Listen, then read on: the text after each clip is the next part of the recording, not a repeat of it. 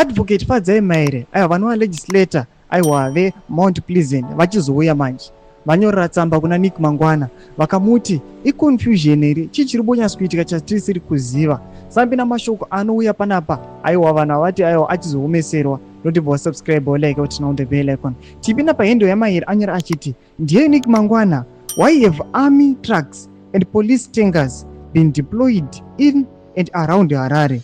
Is there something happening that the public should know about?